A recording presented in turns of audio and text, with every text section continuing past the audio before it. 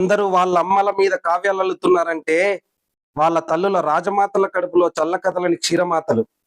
మా అమ్మదేముందండి, అసే ఒసే అని తప్ప ఒక పేరన్నదే లేనిది. లంజముండా అని తప్ప గౌరవవాచకానికి నోచుకోనిది. బతుకంతా గుక్కడు గంజినీళ్ళ కోసం దిగులు పడ్డ డీలా పడ్డ పిచ్చిది. అలాంటి మా అమ్మ మీద కవిత్వం అంటే అక్షరాలు అంగీకరిస్తాయంటారా? లక్షణాలు ఒదుగుతాయంటారా? అందరి తల్లులు ఆదమరచి సుఖనిద్రలు పోతున్నప్పుడు నా కూలి తల్లి పంట కుప్పల మధ్య పరాభవం అయిపోయింది.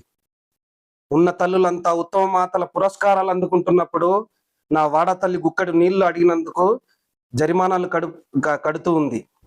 అందరి తల్లులు అపర నాయకురాళ్ళ ఏలికలు చేస్తున్నప్పుడు నా అలగా తల్లి ప్రభుత్వ ఆఫీసుల మధ్య ధర్నాలు చేస్తుంది. ఎవరికైనా అమ్మ అంటే పాలు పాడుతూనో జోల పాడుతూనో గుర్తొస్తే నాకు మా అమ్మ కలుపు తీస్తూనో తట్టలు మోస్తూనో గుర్తొస్తుందండి. కోడి కూసింది మొదలు రాత్రికి నాన్న తట్టిన దాకా తనకు అసలు ఒక ఆడదాన్నన్న సంగతే గుర్తుకు రాని నా మొరటి తల్లి మీద ఏం రాయమంటారండి? నాకు మా అమ్మ ఎప్పుడు జోల పాడలేదండి. దాని గొంతెప్పుడు ఆకలితో కూరుకుపోయింది. నన్ను మా అమ్మ ఎప్పుడు జోకొట్టనైనా లేదండి.